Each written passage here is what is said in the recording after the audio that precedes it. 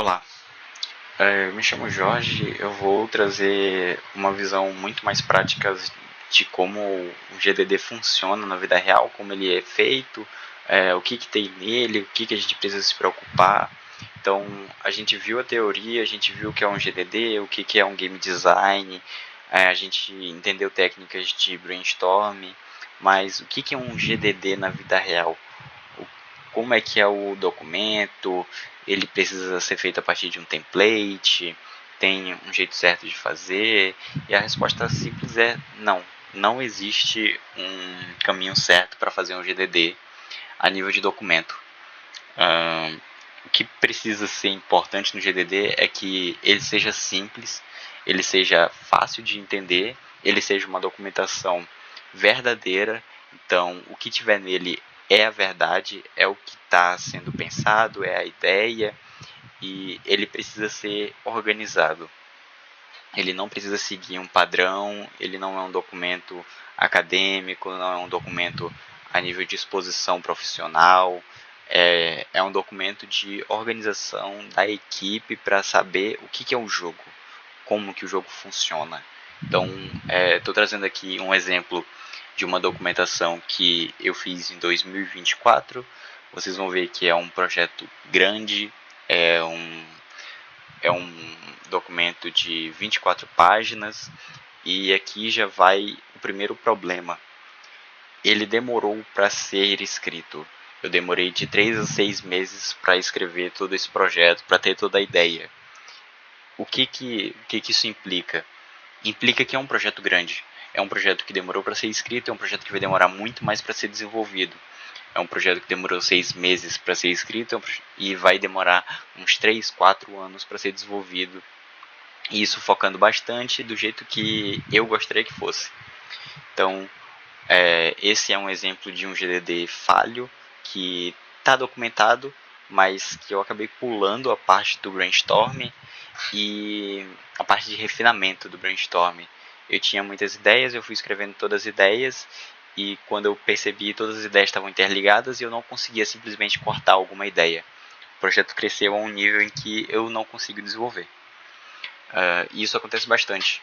Então, alguns caminhos de falhas que acontecem bastante durante o desenvolvimento de um jogo é, durante o GDD, escrever muito, não saber o que cortar, não saber o que focar, ainda mais para indie gamers que geralmente fazem isso no tempo livre, ou então estão querendo entrar no mercado, mas não sabem onde focar, não sabem o que é importante do jogo, e o jogo acaba sendo grande demais. Aqui no Project Mind, por exemplo, eu peguei um tema psicológico que eu queria abordar, e eu acabei escolhendo que ele fosse um jogo voltado mais para um Hollow Knight da vida, um Metroidvania, um Souls-like mais 2D. Então, já era um ponto de alerta, porque são projetos de escopo grande, que dependem de muita coisa, tem muita interação viva, tem muito puzzle, o mundo é muito grande, o mundo precisa ser interessante para se locomover. Então, é um projeto que desde o começo já era para ser grande e eu só fui ignorando. Eu escrevi uma premissa, algo rápido, um tweet, para eu ver aqui, sempre ler aqui, ver a premissa e entender do que o jogo se trata. Escrevi aqui uma história básica, que vocês vão ver que o resto da história está toda ao longo do documento. Então, parti aqui já para personagens jogáveis, trouxe aqui uma jogabilidade, expliquei o que faz todos os personagens. Isso indica que eu tenho mais de um personagem para jogar, são 4 personagens e que o jogador poderia ficar trocando entre um e o outro à vontade.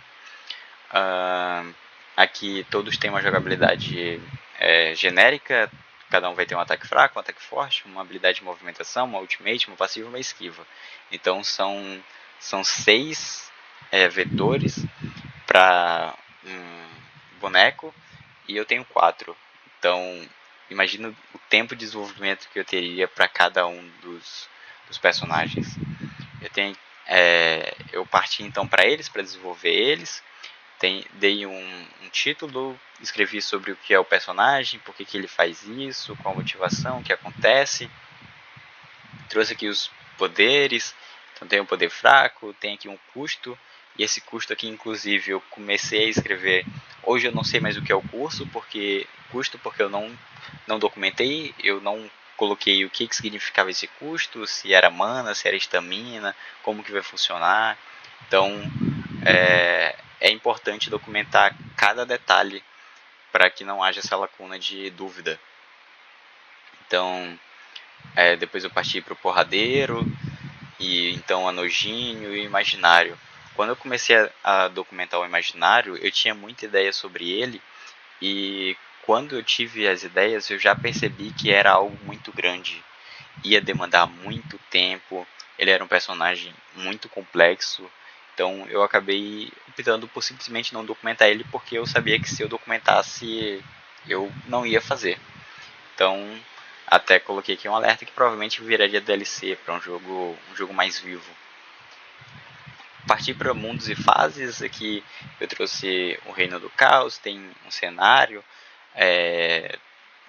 pré-derrota do boss e pós-derrota do boss, como muito inspirado em Hollow Knight, o mundo é muito vivo, o que acontece com as batalhas interfere no mundo do jogo. E aí eu trouxe aqui uma explicação, trouxe uma ideia visual aqui, mecânicas, e trouxe personagens do mundo, do ambiente, né? O Reino do Caos então teria esse personagem como o boss, ele é o grande boss. Eu trouxe aqui algumas inspirações de como eu consigo ver esse boss. Ele é um representante da causa da desordem, ele é todo engravatado. Então, essa é a ideia aí. Tem aqui alguns personagens que são minions, né? São personagens que não têm grande apelo no mundo, são só para compor o mundo e deixar ele vivo. Bomba relógio aqui. Então, a ideia é essa. Eu preciso documentar tudo que está na minha mente para que quando eu vá desenvolver não haja lacuna, eu não gaste tempo pensando por que eu estou fazendo isso, o que eu vou fazer, como que eu faço isso, e foco mais no desenvolvimento. O GDD ele foca muito nisso, ele foca em entregar um produto mastigado para a hora do desenvolvimento. Então, tem aqui inclusive ideias de brainstorm, como é que vai funcionar, isso aí em algum momento seria trocado pelas respostas. E ficou documentado para quando eu precisasse pensar a respeito, eu não esquecer das minhas dúvidas. Acabou que eu nunca cheguei nessa etapa porque o documento ficou muito grande. Então eu fiz isso para 5 reinos. E 5 reinos demandaria cada um uns 3 meses. Aí já vai 1 ano e meio, aí tem os personagens. Então uma dica aqui é: não pensem que vocês vão ter tempo para desenvolver um jogo super grande desse jeito. Acontece em alguns casos, né? Hollow Knight, por exemplo, ele foi desenvolvido por 3 devs, mas demorou uns 4 anos. Eles conseguiram alguns incentivos com apresentações, eles participaram de hackathons, então participaram de game jams. Então foi um projeto que demandou bastante deles e acabou dando certo. Mas muitos desistem no caminho, como foi o meu caso, justamente por ter muita coisa. Trouxe aqui também um outro GDD que eu fiz ano passado que é muito mais simples. Então perceba que eu saí de um de 24 páginas para um com 3 páginas. É um projeto muito mais direto, é um projeto que tem uma ambição menor, ele não tem toda uma genialidade, é um jogo de cartas que eu queria fazer, que eu me senti motivado e eu comecei a escrever sobre ele. Então, trouxe aqui uma premissa rápida, um jogo de 2 a 8 jogadores, de carta, tem aqui mecânicas de vida, tem cartas especiais, tem ações comuns, e é um jogo de blefe, então a mentira existe nesse jogo. E aqui já está a ambientação, que são as cartas, né? É um jogo de mitologias. Então eu trouxe inicialmente a grega e a nórdica. Então percebam que foi muito mais rápido eu explicar esse jogo porque ele é mais simples. Se ele é mais simples de explicar, ele é mais simples de desenvolver. Então, com isso, eu consegui encontrar algumas pessoas que estavam dispostas a me ajudar com esse desenvolvimento. Eu acabei vindo para cá para o Notion, procurei um template de GDD e copiei o template. Não tem nada demais aqui. É também mostrando que o GDD não precisa ter uma estrutura igual, ele precisa ter uma estrutura clara. Então, eu escrevi aqui o que era importante para o jogo. É um gênero, é um jogo de cartas, estratégia e blefe. O público-alvo dele é mais 10. E trouxe também a plataforma para a gente sempre ter em mente para quem que a gente está desenvolvendo. De resto, aqui não tem nada. O jogo não tem história, então não precisei escrever história. Foquei muito na jogabilidade. Tem a core gameplay aqui, é um jogo de blefe. Tem aqui as mecânicas que eu já apresentei antes. Aqui são as habilidades básicas. E bem aqui em level design eu preferi já trazer as mitologias. Então aqui está a explicação de todas as cartas. Hoje a gente já tem três mitologias, então a gente tem em torno de 20 cartas. E é algo muito mais simples, é algo que eu consegui passar para o desenvolvimento, não fiquei só na idealização, porque eu reduzi escopo. Então aqui já tem até inclusive uma documentação um pouco mais técnica, comecei a escrever aqui como que a gente vai desenvolver, já parti para a ideia de design, o que vai ter em cada tela, como que vai ser o jogo. Criei aqui algumas interações, então o usuário precisa clicar em jogar na tela inicial, ele precisa conseguir clicar em inventário, em configurações e sair, tem um botão para perfil do usuário, tem um botão para amigos e um botão de rede social para permitir que a gente consiga divulgar o jogo no próprio jogo. Aqui eu trouxe algumas inspirações, algumas regras que devem acontecer. Então a tela deve conter o nome do jogo em evidência. Aqui como acontece em várias das inspirações. Então foi algo que saiu do GDD. Isso aqui já não faz parte necessariamente do GDD, tá? O GDD ele compõe ideias e resultados. Então, a partir de uma ideia, a gente consegue construir, a gente traz inspirações, a gente refina elas com brainstorm e depois chega a um resultado. Esse aqui já é um dos resultados e esse aqui é outro resultado. Então, a gente conseguiu também chegar na parte de prototipagem das telas. Percebam que aqui eu usei o Canva, não é nem muito padrão. O mercado costuma usar o Figma, mas como é um jogo indie, o pessoal é de várias áreas, a gente preferiu usar o Canva porque era mais fácil para a gente. A pessoa que estava coordenando o design preferiu, então a gente seguiu pela simplicidade. Não precisar reinventar a roda para desenvolver um jogo que é simples no geral. Então, aqui são 34 páginas, mas tem muitas páginas repetidas, que são ideias.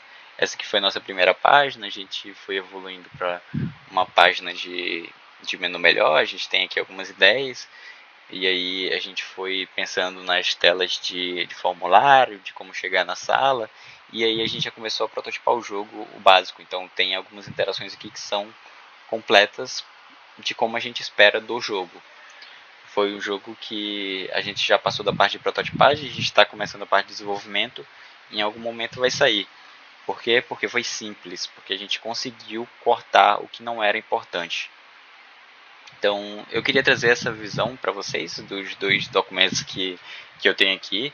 Eu falhei em outros GDDs antes do Project Mind, eu costumo escrever demais.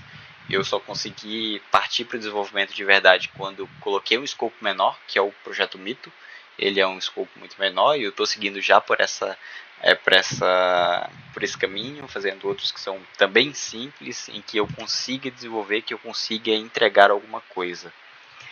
E na próxima aula eu vou trazer alguns exemplos de documentos de jogos que foram publicados, que foram lançados, que são grandes, e mostrar que mesmo nesses jogos grandes existe muito corte de feature, muito corte de funcionalidade do jogo, para que ele seja viável, para que ele seja disponível para o público.